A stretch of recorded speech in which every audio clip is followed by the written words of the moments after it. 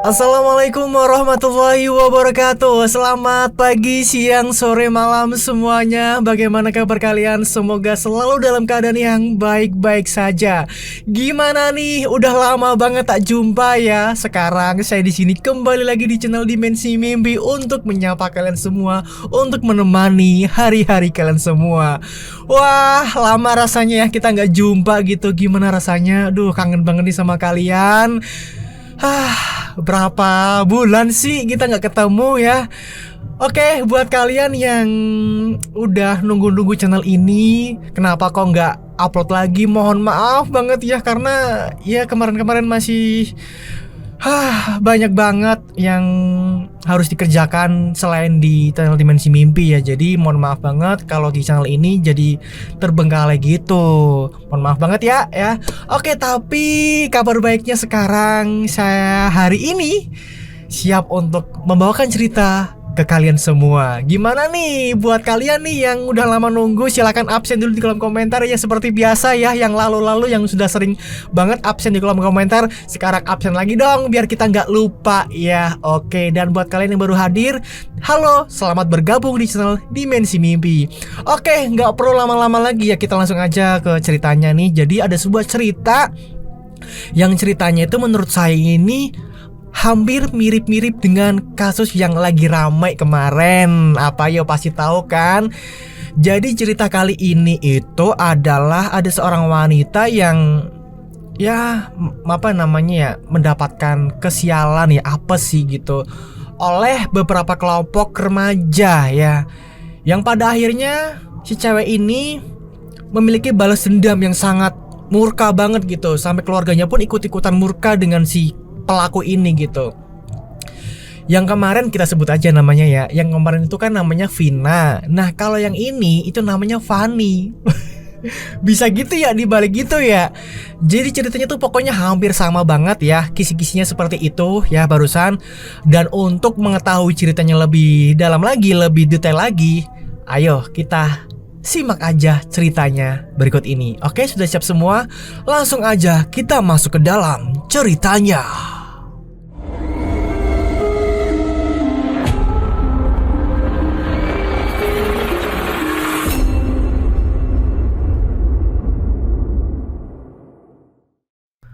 Dok, tolong bangunin masmu itu. Bapak sudah menunggu di depan. Perintah Bu Megan kepada anak gadisnya yaitu Fanny. Fanny pun kemudian segera membangunkan kakaknya untuk berangkat ke ladang bareng bapaknya. Mas, bangun mas, itu sudah ditunggu bapak di depan, ucap Fanny sembari menepuk pundak kakaknya yang sedang tidur. Iya Van. Aska pun akhirnya bangun dan segera beranjak mandi lalu sarapan. Mereka ini keluarga yang sederhana. Rumahnya masih berpapan kayu dan memiliki 2 anak. Fanny masih duduk di bangku SMA kelas 2 dan Aska anak pertamanya yang sudah berusia 24 tahun. Kerjaannya Pak Umar adalah menanam sayur kangkung dan bayam di kebun peninggalan dari orang tuanya dulu. Namun luas kebunnya itu tak seberapa. Pak Umar selalu dibantu oleh Aska di ladang untuk menanam sayuran, bahkan memetik sayuran kangkung dan bayam yang sudah siap panen. Aska yang hanya lulusan SMP, dulu dia pernah bekerja menjadi kuli bangunan di kota.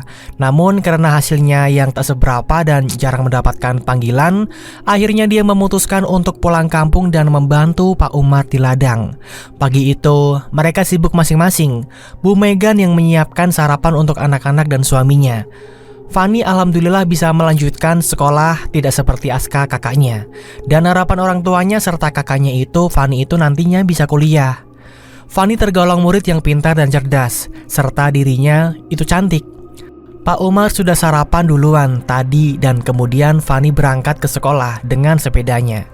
Meskipun begitu, Fanny tidak gengsi berangkat hanya dengan menggunakan sepeda. Sedangkan Aska dan Pak Umar mereka segera berangkat menuju ke ladang untuk mengecek tandurannya atau tanamannya. Setibanya di ladang, terlihat kangkungnya itu sudah siap untuk dipanen dan akhirnya segera mereka panen saat itu juga. Kak, alhamdulillah kangkungnya sudah siap dipanen ini. Iya pak, lumayan bisa langsung dijual. Ya sudah, ayo kita panen. Setelah semua kangkungnya sudah panen, lalu mereka ikat dijadikan satu ikatan. Nantinya satu ikatan kangkung yang masih fresh itu akan dijual ke pasar oleh Bu Megan. Dan biasanya satu ikat kangkung itu hanya di harga Rp2.000 saja. Mereka biasanya panen 1 minggu sekali, dan setiap hari Aska dan Pak Umar selalu di ladang untuk memilah kangkung yang fresh dan yang ada ulatnya dipisahkan. Sehingga nantinya pas panen dan akan dijual kondisi kangkungnya segar-segar. Akhirnya setelah semuanya sudah selesai dipanen dan ikat menjadi satu, Aska dan Pak Umar segera pulang ke rumah untuk memberikan kepada Bu Megan supaya kangkung itu dijual ke pasar pagi itu juga. "Ayo kak, kita pulang, mumpung masih pagi biar ibu ke pasar." "Iya pak." Saat itu Aska memasukkan kangkung-kangkungnya yang sudah diikat menjadi satu itu ke dalam karung yang sudah dibawanya dari rumah, dan mereka segera pulang ke rumah pagi itu juga. Beberapa saat kemudian mereka pun akhirnya sampai juga di rumah dan segera mengabarkan Bu Megan. "Bu, ibu!" teriak Pak Umar. Sementara saat itu Bu Megan sedang di belakang rumahnya sedang menjemur pakaian. Akhirnya Pak Umar pun menghampiri ke belakang rumah, sedangkan Aska duduk di depan teras rumah sembari beristirahat. "Bu, ibu!" "Ada apa sih pak teriak-teriak? Ibu ini lagi apa? Gak lihat, ibu ini lagi jemur pakaian." "Itu bu, tadi bapak sama Aska sudah panen kangkung. Lumayan bu, dapat banyak dari biasanya." "Sudah diikat satu persatu kan pak?" "Ya sudah toh bu." "Ya sudah kalau gitu, ibu mau ke pasar sekarang nih pak. Ini dilanjutin bapak ya." "Ah, iya deh bu." Akhirnya saat itu Pak Umar yang menggantikan melanjutkan jemur pakaian, sementara Bu Megan siap-siap pergi ke pasar untuk menjual kangkung-kangkung yang sudah dipanennya. Bu Megan lalu menemui Aska yang sedang duduk di depan teras rumah. "Kak, mana kangkungnya?" "Ini bu, dapat banyak." "Ibu mau ke pasar ya?" "Iya, seperti biasanya kak." "Kalau gitu sama aku aja bu, biar aku anterin." "Sudah gak usah, ibu juga biasanya sendiri kok." Bu Megan kemudian berangkat dengan mengayuh sepedanya menuju ke pasar yang jaraknya lumayan jauh. Beberapa saat kemudian dia pun akhirnya sampai juga di pasar. Sesamanya di pasar ternyata sudah ada pelanggan yang menanti Bu Megan. Pelanggannya itu biasa beli kangkung Ibu Megan karena masih fresh dan sehat sayurnya. Nantinya pelanggan itu akan menjual lagi kangkungnya. Ada juga ibu-ibu yang membeli kangkung hanya untuk sekedar langsung dimasak hari itu juga. "Bu, kok baru datang?"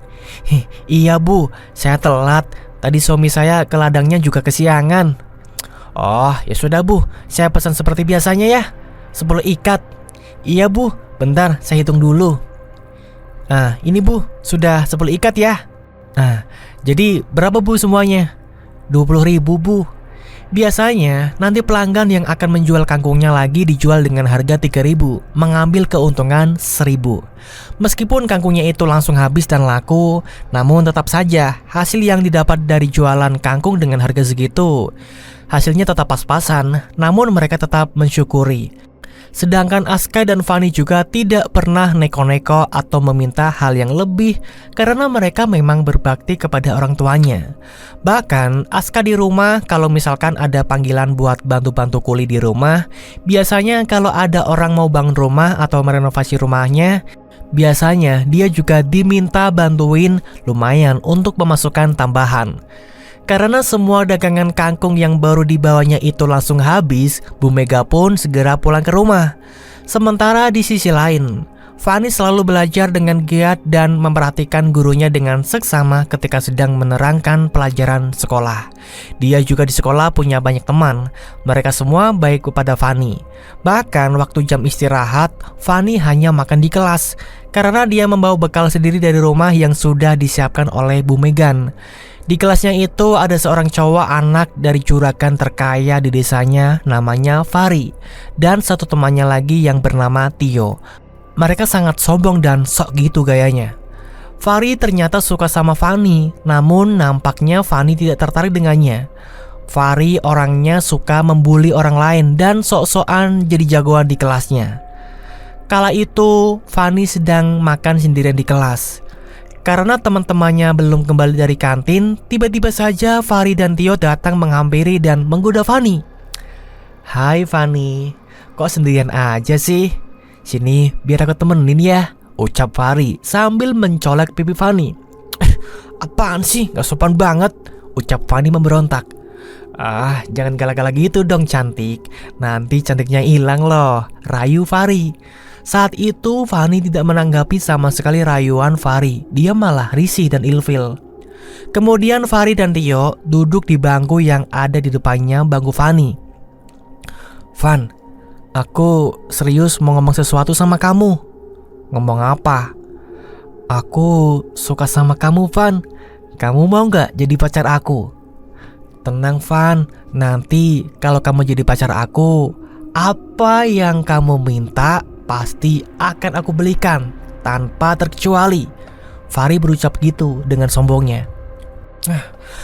Emangnya aku cewek apaan? Aku gak semurah itu. Aku juga gak suka sama cowok seperti kamu yang sombong dan bangga dengan harta orang tua. Gak sudi aku jadi pacar kamu. Fanny menolak cintanya Fahri mentah-mentah. Sontak Fahri pun murka dan hendak menampar Fanny. Namun untungnya Fanny bisa menghindar. Dan Fahri mengejek Fanny mengatai dirinya itu miskin dan belagu. Tak berselang lama, teman-temannya pun datang dan langsung ngusir Fahri dan Tio dari dalam kelas. Kalian kenapa mau nampar Fanny? Pergi sekarang atau mau kita laporin sama guru? Fahri dan Tio yang takut dilaporkan, akhirnya mereka pun segera pergi dari situ. Namun sebelum pergi, Fahri seperti memberi kode kepada Fanny dengan menunjukkan telunjuk ke arah Fanny. Lalu teman-temannya Fanny mencoba menenangkan Fanny. Sampai akhirnya Fanny pun merasa aman dan tenang. Singkat cerita, pada suatu malam, keluarga Fanny kumpul bareng dan makan malam bersama dengan lauk seadanya dengan tumis kangkung. Selesai makan, mereka lalu kumpul bersama di ruang tengah dan bercanda ria. Bu Mega nanya kepada Fanny untuk rencana mau kuliah di mana. Oh ya, Nduk, nanti kamu rencananya kuliah di mana? Aku pengennya kuliah di luar negeri, Bu. Hah, apa nggak kejauhan toh, Nduk? Timpal Pak Umar. Itu keinginanku sejak dulu, Pak, Bu, Mas. Aku janji akan semangat belajar untuk bisa mendapatkan beasiswa sehingga nanti aku tidak merepotkan kalian. Memang selama ini Fanny selalu rajin belajar terus di rumah, di kelasnya. Dia selalu mendapatkan nilai bagus semua. Pak Umar dan Aska seneng banget mendengar cita-cita Fanny dan mereka akan mendukung pilihannya tersebut dengan cara apapun dan akan selalu menyemangatinya. Bapak dukung kamu, Dok. Kamu tetap semangat ya. Pasti, Pak. Aku ingin bahagiain Bapak. Mas juga seneng dengar cita-cita kamu, Dek. Mas pasti akan menyemangati kamu. Makasih ya, Mas. Bahkan Aska bangga pada adiknya itu karena dia benar-benar ingin adiknya nanti bisa menjunjung derajat keluarganya kelak. Malam pun semakin larut. Akhirnya mereka kembali ke dalam kamarnya masing-masing. Singkat cerita, pada keesokan harinya, kegiatan masih sama seperti sebelumnya. Aska dan Pak Umar pergi ke ladang dan Fanny ke sekolah. Namun hari itu Fanny ada kerja kelompok di rumah temannya, jadi dia pulang sore. Kala itu menjelang waktu maghrib. Fanny pun pulang dengan menaiki sepedanya dan melewati sebuah kebun yang sepi. Karena memang di sana masih pedesaan, tak ada seorang pun di sekitaran situ. Bahkan lampunya hanya satu, jadi pencahayaannya sangat kurang saat itu.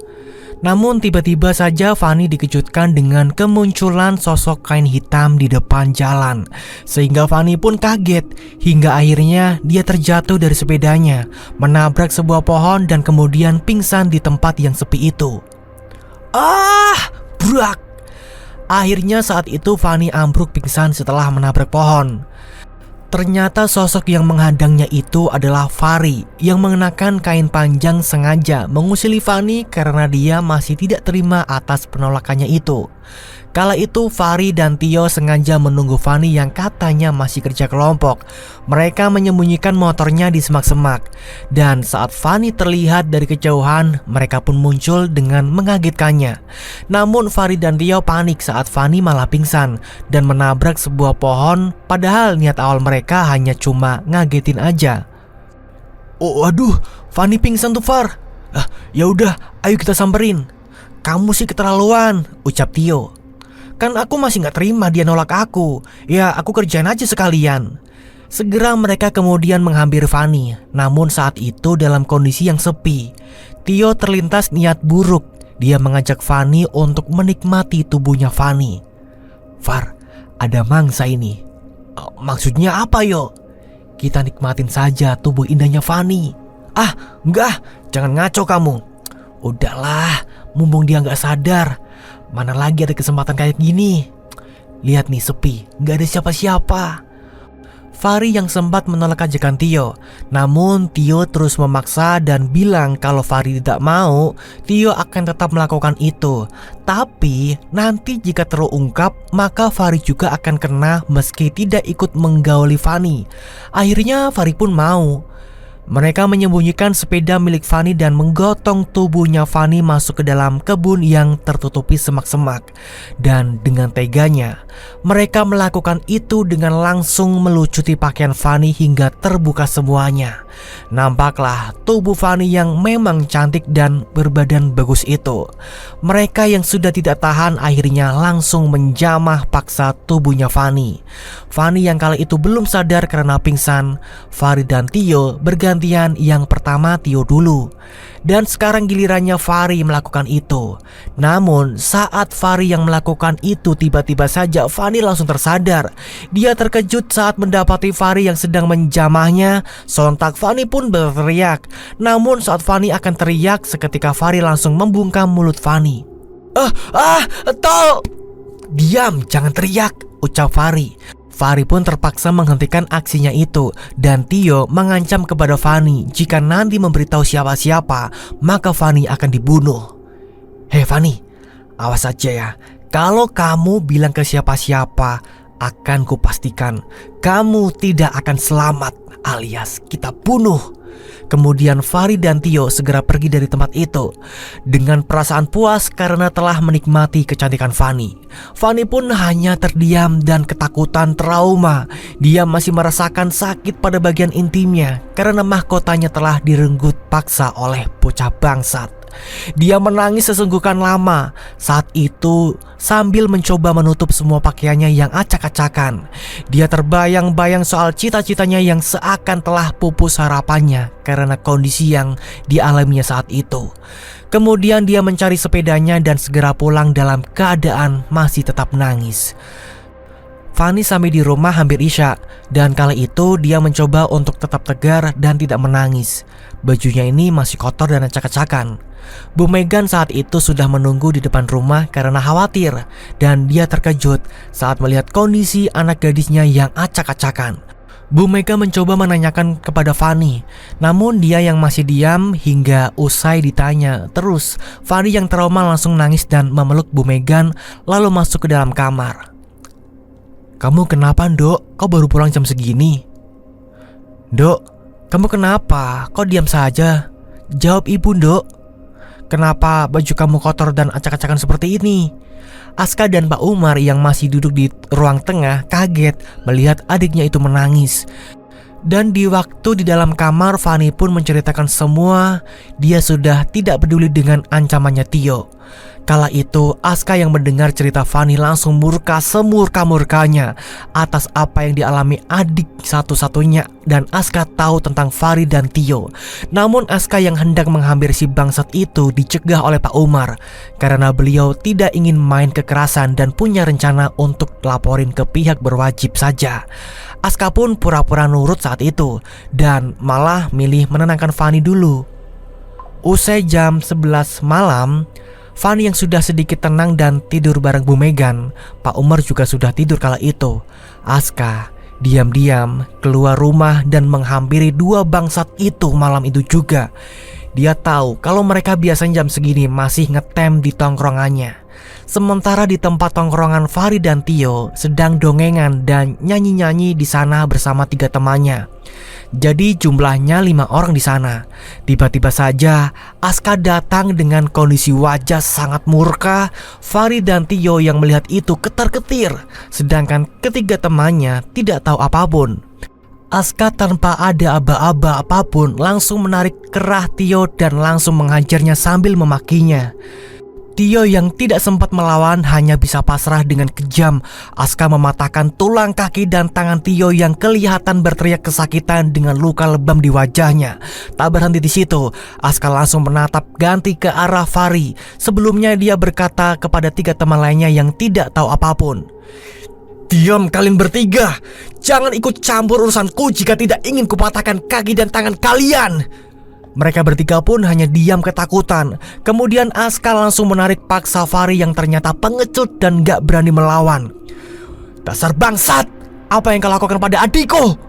Aska dengan beringas langsung menghajar Fahri, sama seperti Tio, sambil mengumpatinya dengan kata-kata kasar. Tak berselang lama, akibat keributan itu, warga datang menghampiri termasuk orang tuanya Fahri. Mereka terkejut melihat anaknya babak belur. Aska pun langsung diamankan warga yang tidak tahu duduk permasalahannya. Dan bapaknya Fahri yaitu Pak Giman menyuruh untuk dibawa ke kantor polisi. Akhirnya atas tuntutan Pak Giman, Aska pun dimasukkan ke dalam sel hari itu juga. Sementara di sisi lain, Fani malam itu juga, di saat yang bersamaan saat Aska baru keluar rumah malam itu, Fani ternyata terbangun. Fani yang masih sedih dan merasa tidak ada harapan untuk masa depannya itu, dia yang sudah kalap, shock, trauma, dan terpuruk, dan merasa tidak ingin jadi beban orang tua serta kakaknya. Saat itu Fani pun nekat memutuskan untuk bunuh diri malam itu juga. Dia berjalan menuju ke belakang rumahnya dan gantung diri di sana. Namun sebelumnya Fani menuliskan sebuah surat untuk keluarganya dan diletakkan di bangku bawahnya. Kala itu Aska nggak tahu kalau Fani telah tewas. Gantung diri karena depresi, orang tuanya juga masih tidur. Singkat cerita, keesokan paginya, Bu Megan dan Pak Umar bangun, namun mereka tidak mendapati Fani di depannya. Dan saat mereka menuju ke belakang rumah, Bu Megan menjerit histeris saat melihat putrinya sudah tewas gantung diri. Dia pun menangis sejadi-jadinya. "Astagfirullahaladzim. Ya Allah Bapak, anak kita Pak, Fani." Begitu juga dengan Pak Umar yang tubuhnya langsung lemas melihat hal itu. Antara sedih, murka, dan dendam jadi satu. "Fani!" teriaknya sambil menangis terduduk lemas. Kala itu Pak Umar nemuin sebuah surat di bangku bawah Fani tergantung. Dan saat membaca surat itu, Pak Umar tambah sedih. Akhirnya jenazah Fani akan dimakamkan hari itu juga, tanpa dilakukannya autopsi soal dirinya yang keperawanannya sudah direnggut paksa oleh kedua anak bangsat itu. Saat itu Aska mendapatkan kabar itu dan dia diantarkan pulang ke rumah dulu oleh polisi, tapi nantinya akan ditahan lagi. Aska menangis histeris. Semua cerita dan harapannya Fani yang dulu Fani ceritakan dengan bahagia kini sirna sudah. Dia pun menangis sejadi-jadinya. Kemudian usai dimakamkan, Aska berada di kamar Fani dan dihampiri Pak Umar yang menyerahkan surat Fani yang ditinggalkannya, dan lalu Aska pun membacanya. "Bapak, Ibu, dan kakak yang sangat Fani cintai dan sayangi, terima kasih untuk semuanya. Sudah selalu dukung cita-citaku dan selalu menyayangiku. Maaf Pak, Bu, Fani belum bisa bahagiain dan balas budi atas semua yang sudah diberikan kepada aku. Dan untuk kakak, Fani mohon gantiin Fani untuk bahagiain Bapak dan Ibu ya. Fani pamit pergi dulu. Terima kasih. Dan aku sayang kalian semua. Maaf." Aska pun menangis sejadi-jadinya saat itu. Begitu juga dengan Bu Megan dan Pak Umar. Namun kala itu Pak Umar berkata kepada Aska dengan lirih, "Tenang saja nak, Papa akan balaskan semua rasa sakit yang dialami adikmu itu." Aska yang tidak paham dengan ucapannya Pak Umar, dia terdiam. Dan saat itu Aska kembali dibawa ke penjara dengan kondisi batin yang masih bergejolak, marah, sedih, dendam jadi satu.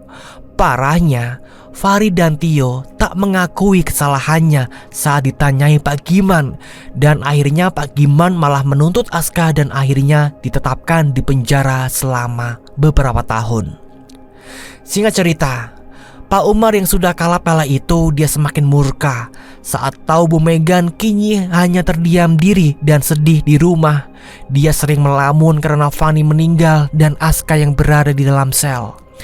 Pak Umar nekat datangi sebuah dukun dan diantarkan temannya yang tahu soal dukun itu. Mereka berangkat menuju ke rumah dukun itu dengan menggunakan motor milik temannya. Perjalanan yang Pak Umar dan temannya cukup jauh, melewati jalanan yang berliku-liku karena rumah dukun itu berada di lereng Merapi.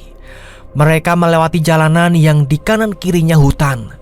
Dan beberapa jam kemudian, akhirnya mereka sampai juga di sebuah pendopo desa yang nantinya motor milik teman Pak Umar itu akan dititipkan di rumah warga.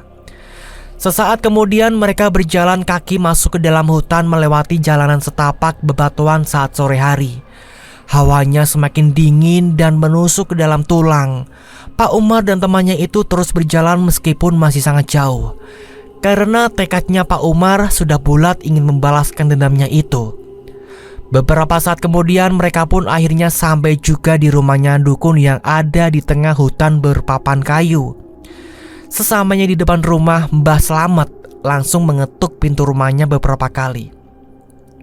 Tok tok tok, permisi. Krak, suara pintu dibuka. Saat pintunya dibuka, terlihat seorang laki-laki paruh baya keluar menemui Pak Umar dan temannya itu. Ayo masuk. Kemudian Mbah Slamet langsung mempersilahkan mereka masuk ke dalam rumahnya. Sesampainya di dalam rumah, Pak Umar langsung menjelaskan semuanya.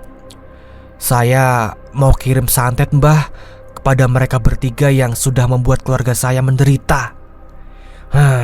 Iya. Masalah gampang itu. Tapi kau harus melakukan syarat dan ritualnya nanti. Iya Mbah, baik.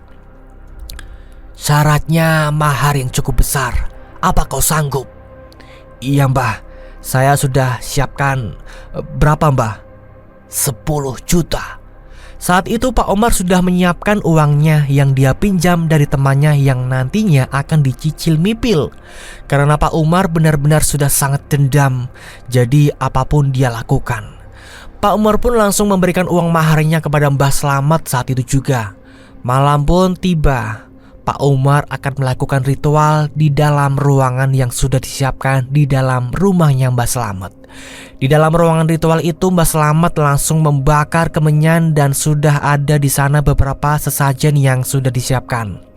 Mbah Slamet langsung merapalkan mantranya dengan mulut berkomat kamit sembari memejamkan kedua matanya dan memutarkan jari telunjuk di atas asap kemenyan yang menyala. Mbah Slamet lalu menyiapkan sebuah jerami yang digulung menjadi sebuah bentuk bola bulat.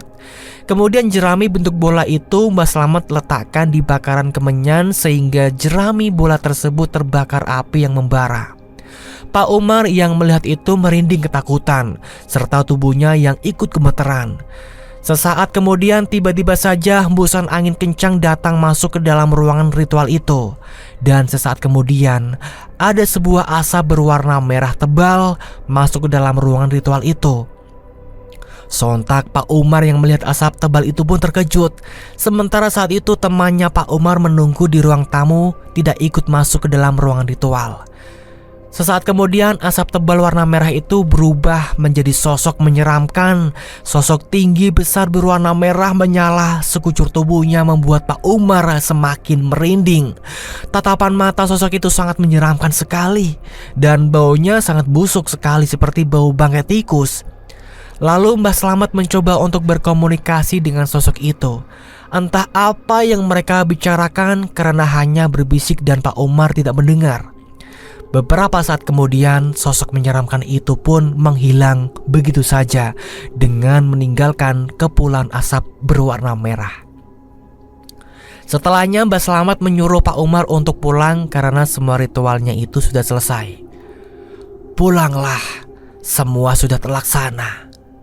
Kau tenang saja, dalam beberapa hari ke depan mereka akan mati mengenaskan. Baik Mbah, Saya percaya kalau gitu. Terima kasih Mbah.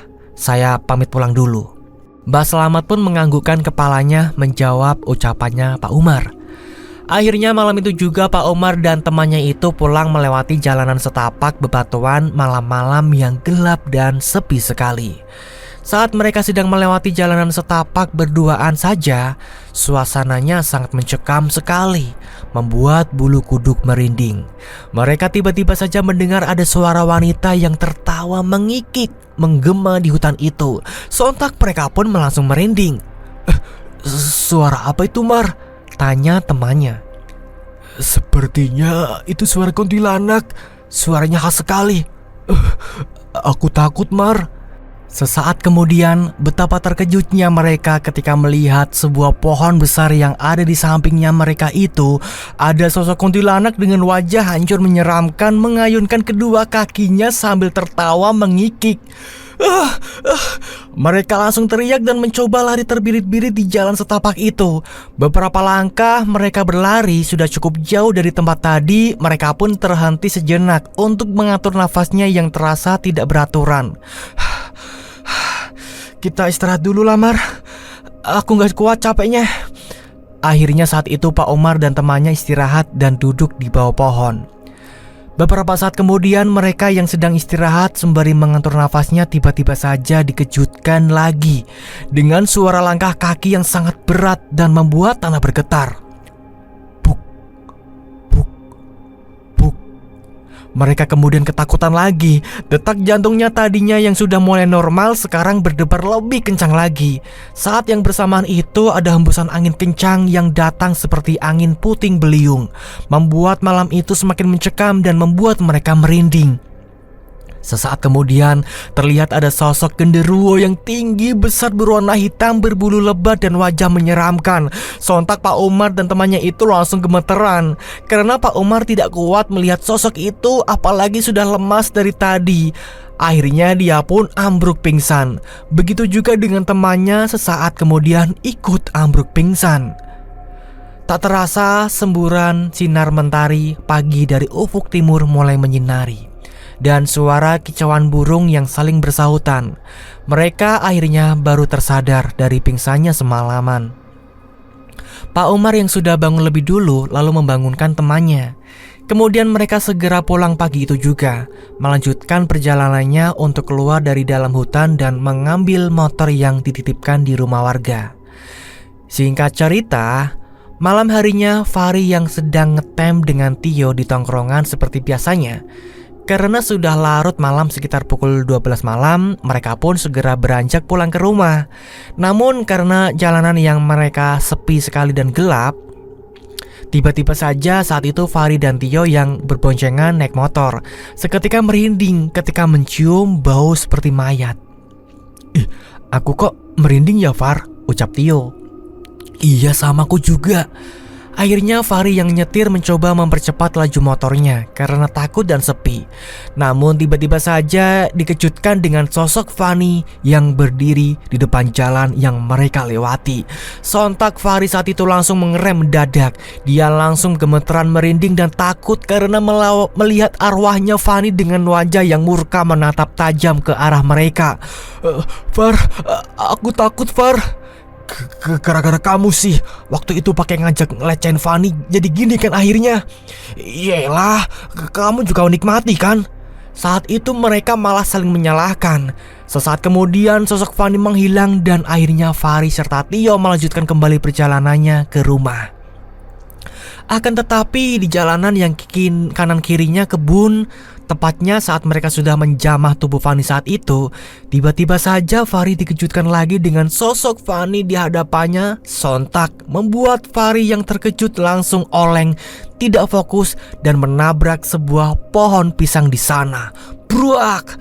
Tubuh Fahri dan Tio terpental hingga akhirnya mereka pun pingsan sampai pagi hari. Setelahnya mereka segera bangkit dan pulang ke rumah pagi itu juga. Hari itu juga Fahri tiba-tiba panas demam tinggi sekali. Bahkan dia merasakan sakit pada bagian kepalanya. Begitu juga dengan Tio yang sama sakit demam dan sakit pada kepalanya juga. Akhirnya mereka berdua tidak masuk sekolah karena harus istirahat di rumah. Siang itu Fahri yang sedang tiduran di kamarnya karena masih sakit, tiba-tiba saja dia melihat ada sekelebat bayangan hitam yang melintas, membuatnya terperanjat, dan sesaat setelah melihat bayangan hitam itu tiba-tiba saja dia mendengar ada suara yang mengancamnya. "Kau akan mati." Sontak Fahri mengedarkan pandangannya ke sekeliling kamarnya, namun tidak ada apa-apa. Dia langsung ketakutan dan menenggelamkan tubuhnya di balik selimut. Sementara Tio yang ada di dalam ruangan tengah sambil menonton TV untuk mencari hiburan karena bosan di dalam kamar, dia juga langsung mendengar ada suara yang mengancamnya. "Kau akan mati." Sontak Tio langsung merinding dan terdiam sembari mencari kesana kemari suara itu. Dan sesaat kemudian Tio merasakan sakit pada kepalanya. Dia merintih kesakitan. Sakit, rintihnya sambil memegangi kepalanya. Pada malam harinya, Pak Giman yang sedang duduk di depan teras rumahnya tiba-tiba saja dikejutkan dengan sekelebat bayangan putih yang melintas dan mencium bau busuk yang menyengat. Dan pada saat itu Pak Giman langsung merasakan sakit kepala, dia sampai berkunang-kunang. Dia yang berusaha untuk masuk ke dalam rumahnya sembari merasakan sakit kepala yang teramat. Tiba-tiba dia melihat ada sosok menyeramkan tinggi besar berwarna merah berdiri di ambang pintu. Pak Giman yang berkunang-kunang melihat itu pun karena tidak kuat menahan pusingnya, dia langsung ambruk pingsan. Brak! Beberapa saat kemudian ibunya Fahri ke depan melihat suaminya sudah terkapar di lantai tepat di ambang pintu. Sontak dia pun panik dan teriak-teriak minta tolong. Di rumahnya itu ada satpam yang bekerja di sana dan ibunya Fahri langsung meminta tolong. "Pak, tolong Pak." "Ada apa Bu?" "Ini Pak, ayo bantu angkatin Bapak ke dalam." Saat itu akhirnya Pak Giman langsung dibawa masuk ke dalam kamar. Setelahnya istri Pak Giman berusaha untuk mengolesi minyak kayu putih kepada Pak Giman supaya dia cepat sadar. Beberapa saat kemudian Pak Giman pun akhirnya sadar juga dari pingsannya dan langsung diberikan air putih oleh istrinya. Sementara malam itu Fahri sudah tertidur lelap, tidak tahu apa yang sudah terjadi dengan bapaknya. Tiba-tiba saja Fahri bermimpi buruk. Dia didatangi sosok Fani masuk ke dalam kamarnya. Sosok Fani datang dengan tatapan yang penuh amarah dan wajah yang murka menatap ke arah Fahri. Sontak Fahri terperanjat dan ketakutan mencoba lari. Namun dia yang ada di dalam mimpinya yang hendak lari seperti susah sekali untuk lari. Sosok Fani yang dendam mengatakan kepada Fahri, "Akan kubalas semua ini.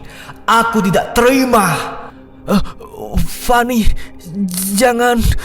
Fani, maafin aku." Dengan segera sosok Fani itu langsung mencekik lehernya Fahri dengan sangat erat sekali.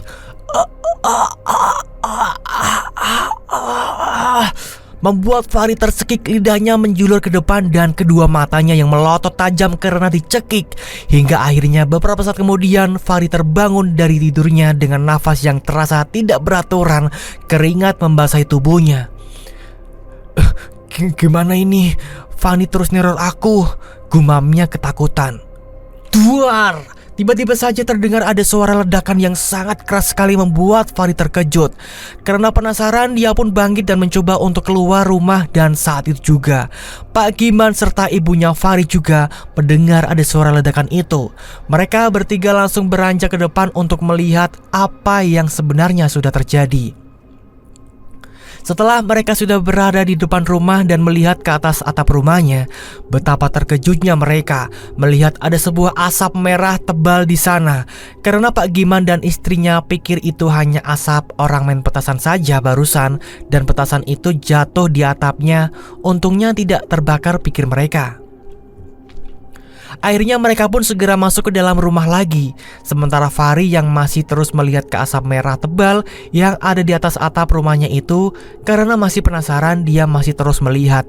Dan beberapa saat kemudian betapa terkejutnya Fahri ketika melihat asap merah tebal itu tadi seketika berubah menjadi sosok yang sangat menyeramkan sekali. Tinggi besar berwarna merah, bergigi taring tajam dan panjang serta bulu yang berwarna merah. Sontak Fahri yang melihat sosok itu langsung terbujur kaku. Tubuhnya serasa tidak bisa digerakkan, mulut pun terasa seperti terkunci. Sosok itu mengatakan kepada Fahri yang membuatnya semakin ketakutan. Malam ini kau akan mati. Sesaat kemudian Pak Giman dan istrinya kembali lagi ke depan karena belum melihat Fahri masuk ke dalam rumah. "Fahri, ayo masuk. Ngapain kamu di situ?" ucap Pak Giman. Dan saat itu seketika Fahri langsung tersadar. Dia pun dapat menggerakkan kakinya masuk ke dalam rumah. Sesampainya di dalam kamar, Fahri terduduk di atas kasur karena dia tidak bisa tidur lagi mengingat mimpi dan ancaman sosok menyeramkan tadi. Sesaat kemudian tiba-tiba saja Fahri dikejutkan dengan suara ledakan yang sangat kencang lagi. Duar! Sontak dia terperanjat dan saat yang bersamaan terlihat dari jendela kamarnya itu ada cahaya yang masuk ke dalam. Karena penasaran, Fahri menghampiri ke arah jendela. Namun ketika dia membuka jendela kamarnya itu, betapa terkejutnya dia. Dari kejauhan terlihat ada sebuah bola api yang melesat cepat menuju ke arahnya Fahri. Saat itu juga dia tidak bisa bergerak sama sekali. Dan bola api tersebut langsung menghantam Fahri saat itu juga, sampai Fahri tergeletak di lantai dengan tubuh yang gosong dan berasap. Sontak kedua orang tuanya yang tadi mendengar teriakan Fahri langsung menghampiri ke dalam kamarnya. Mereka langsung terkejut karena mendapati anaknya yang tadi tidak apa-apa, tapi sekarang sudah terkapar tewas dengan gosong dan berasap. "Fahri!" teriak ibunya. "Tolong! Tolong! Bu, sana bu, cari bantuan bu," ucap Agiman. "Iya pak." Saat itu ibunya Fahri pun langsung keluar untuk mencari bantuan satpam dan tetangganya. Namun saat ibunya Fahri itu keluar, Pak Giman yang ada di dalam kamarnya Fahri didatangi sebuah bola api terbang. Pak Giman saat itu pun tubuhnya langsung kaku, tidak bisa digerakkan, padahal sebelumnya dia ingin mencoba lari. Duar! Dan akhirnya bola api itu menghantam tubuhnya Pak Giman hingga tewas dengan tubuh menghitam gosong. Istri Pak Giman dan beberapa warga terkejut saat mendengar ada suara ledakan lagi di rumahnya, dan saat dicek ternyata Pak Giman sudah tewas. "Bu, itu kok ada suara ledakan lagi bu di rumah ibu." "Ya sudah, ayo bapak-bapak, ibu-ibu, kita lihat ke rumah saya." Saat itu segera ibunya Fahri dan para warga datang masuk ke dalam kamarnya Fahri. Sontak mereka langsung terkejut melihat Fahri dan Pak Giman sudah terkapar di lantai, tewas dengan tubuh gosong. "Ya Allah bapak!" teriak ibunya penuh histeris. "Astagfirullahaladzim," ucap para warga. Ibunya Fahri langsung nangis kejer kala itu. Tidak menyangka anak dan suaminya tewas dengan cara yang mengenaskan. Sementara di sisi lain malam itu juga terjadi sama di rumahnya Tio.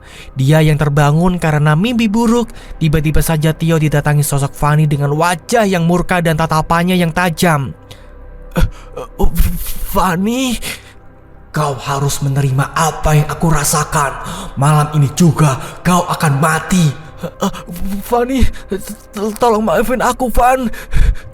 Sesaat kemudian Fani pergi menghilang dan bersamaan dengan itu Tio dikejutkan dengan suara ledakan yang sangat keras tepat di atas atap rumahnya. Duar! Dia juga melihat ada cahaya yang masuk ke dalam kamarnya melalui jendela. Cahaya apa itu?" gumamnya. Karena penasaran, Tio pun mencoba mendekat ke arah jendela dan melihat ada apa di sana. Saat jendela itu dibuka, betapa terkejutnya Tio melihat ada sebuah bola api yang melesat ke arahnya. Dan saat itu Tio yang terhantam oleh sosok bola api langsung tewas dengan tubuh yang gosong. Keesokan paginya, jenazahnya Pak Giman dan Fahri pun akan segera dimakamkan. Begitu juga dengan Tio yang pagi itu orang tuanya mendapati dirinya di dalam kamar sudah terkapar gosong. Tio pagi itu juga akan segera dimakamkan. Sementara Pak Umar yang mendengar siaran berita kematian, akhirnya dia merasa puas, dendamnya telah terbayarkan. "Akhirnya kalian mati juga," gumamnya sambil tersenyum. Saat itu Pak Umar sedang duduk di depan teras rumah sembari menikmati secangkir kopi dan singkong rebus yang dibuatkan oleh Bu Megan. Dan sesaat kemudian Bu Megan pun datang menghampiri Pak Umar dan duduk bersama. "Siapa tadi Pak yang meninggal?" Itu Bu, Pak Giman sama anaknya yang sudah melakukan perbuatan kejam sama putri kita. Kok bisa ya Pak mereka meninggalnya bebarengan? Kena azab kali Bu. Karena memang selama ini Bu Megan tidak tahu kalau Pak Umar sudah pergi ke dukun dan menyantet Pak Giman dan Fari serta Tio. Ayo kita takziah Pak, kan dia juragan di desa ini. Pasti banyak yang datang ke sana. Pak Umar sebenarnya malas datang bertakziah ke rumahnya juragan Giman dan Fari anaknya.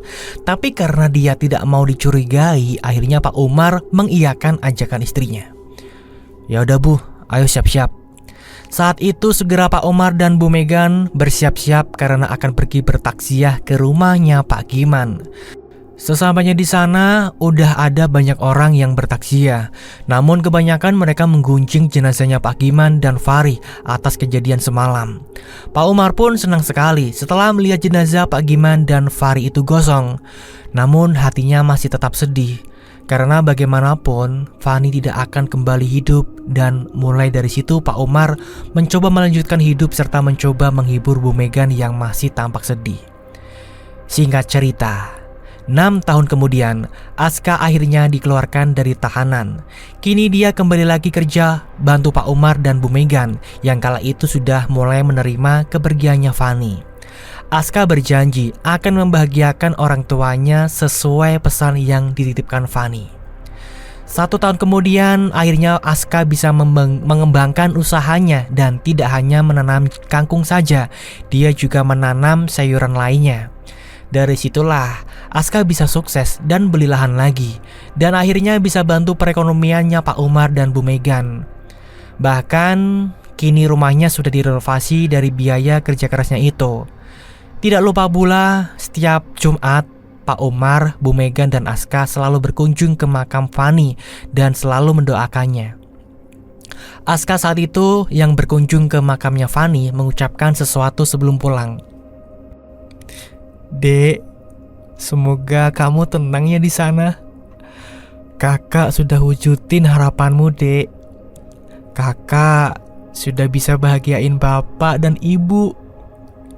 Jadi kamu jangan sedih lagi ya di sana. Ucap Aska sambil menangis. Pak Umar dan Bu Megan yang mendengar itu pun ikut menangis. Mereka sekarang mencoba mengikhlaskan semuanya. Jadikan pelajaran untuk kita semua untuk selalu menjaga ucapan dan perkataan supaya tidak melukai orang lain. Dan jangan gegabah dalam mengambil keputusan yang akan merugikan diri sendiri bahkan orang lain. Ambil sisi baik dan buang sisi buruknya ya. Jangan sampai kita melakukan hal buruk seperti itu dengan berpikir untuk membalas dendam, bunuh diri, bahkan mengguna-guna orang karena amarah dalam diri. Cerita pun selesai. Dan itulah teman-teman ceritanya ya. Sudah sampai di sini. Bagaimana nih pendapat kalian? Apakah ada hal positifnya yang bisa kalian ambil ya seperti dalam pesan terakhir tadi? Atau memang ya hanya sebatas teman cerita kalian saja? Jadi ini tergantung dari kalian masing-masing ya. Yang merasa ini kurang baik ya jangan ditiru, yang merasa ada sisi positifnya ya bisa diambil pelajarannya gitu ya. Terima kasih sekali lagi buat teman-teman yang sudah mendengarkan cerita ini dari awal sampai akhir. Terima kasih atas supportnya, terima kasih atas kesetiaan kalian di channel Dimensi Mimpi ini. Mohon maaf banget apabila masih banyak kekurangan saya di sini dalam membawakan ceritanya. Dan alangkah baiknya kalian memberi kritik dan saran di kolom komentar agar kita ke depannya tim Dimensi Mimpi biar bisa lebih baik lagi dalam membawakan ceritanya. Gitu ya. Oke, mungkin sampai di sini dulu. Kita akan bertemu lagi di video berikutnya, di hari berikutnya dengan judul yang berbeda. Terima kasih semuanya sekali lagi. Sekian, saya di sini pamit dulu ya. Wassalamualaikum warahmatullahi wabarakatuh. Ingat ya, hidup hanyalah ilusi. Ilusi. Ilusi.